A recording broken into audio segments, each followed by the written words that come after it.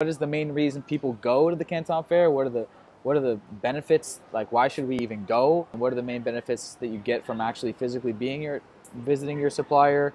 What's your spiel on that? Yeah, man, 100%. I mean, first and foremost, I think the benefits of seeing China and where it's at is something everybody should witness. When you see the the sheer size and the amount of things being done, you know, in the most populated country in the world, the historically the fastest growing ever, it's really a sight to see. I think when you know, a lot of people look at China as it is still absolutely a developing country, but the way that it's modernizing, the way they're integrating like mobile payments, they're setting up infrastructure. They've learned a lot from watching the rest of the world modernize as they've been quickly catching up and following. From attending the fair itself, man, I guess number one would understand. I mean, trade shows are pretty intense. For those who haven't been, you're on your feet. So, I mean, I know this sounds funny, but like wear comfortable shoes, wear comfortable clothes, eat healthy food, you know, stuff that you know, they have McDonald's and stuff there. Stay away from that. You don't want anything sapping your energy because I Yeah, it's swear like a marathon. it is, man. And what I promise is like you never know who you're gonna meet. The amount of customers I've gotten from sitting at a bar, the amount of people you meet at networking events, the potential product or distributors you meet, you know, just at the fair, sitting at a table next to you. You know, it truly is a global fair. I think 150 plus countries are represented. Like, and I'm talking everything Oh, from, you know, like glasses to connected, you know, connected mobile chargers to whatever you want to call it. Everything under the sun is sold at this fair. So the networking opportunities there are absolutely endless, and you really get to see how the world has you know, e-commerce is, you know, what, 10 to 15% of the way transactions are done today for physical products.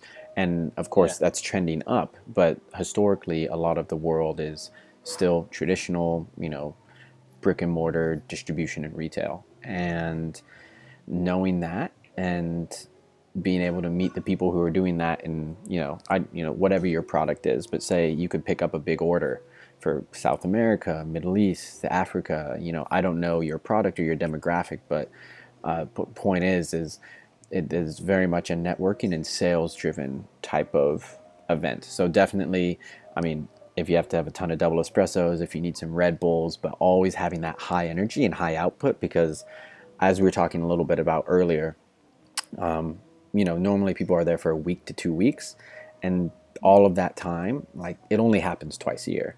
So if there's a time you need to be driven on riding caffeine, out there meeting people, you know, it's very much that high output. The more you put into it, the more you're going to get out of it. Absolutely. Like you can go rest at your hotel and relax, and you know, and go eat dim sum and go see the markets and all that when you're there.